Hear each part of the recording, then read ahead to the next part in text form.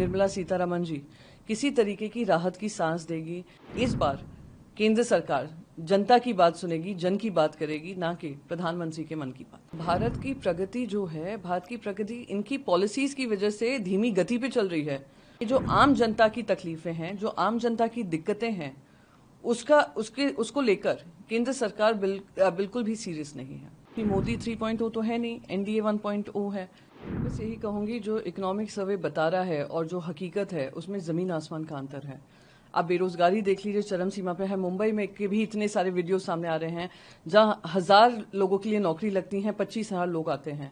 अग्निवीर को लेकर वैसे ही बहुत जनता में आक्रोश है, खास करके युवा वर्ग में आक्रोश है।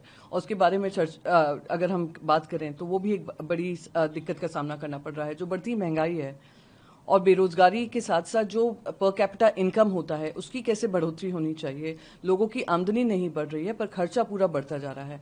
तो इन सारे मुद्दों को मैं उम्मीद करती हूं कि निर्मला सीतारमण जी किसी तरीके की राहत की सांस देगी।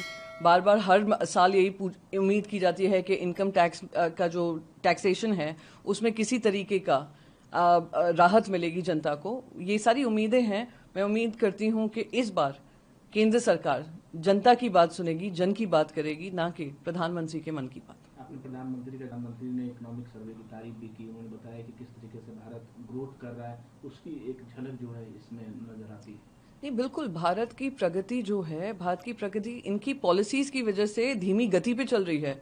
वरना जिस तरीके की हमारी आबादी है, जिस तरीके के रोजगार के माध्यम बनने चाहिए, वो उस गति से नहीं चल रहे हैं। तो वो अपनी खुद की पीठ थपथपा लें, इकोनॉमिक सर्वे के आधार पे अपनी पीठ थपथपा लें, पर सच्चाई ये है कि जो आम जनता की तकलीफें हैं, जो आम जनता की दिक्कतें हैं, उसको लेकर केंद्र सरकार बिल्कुल भी सीरियस नहीं है।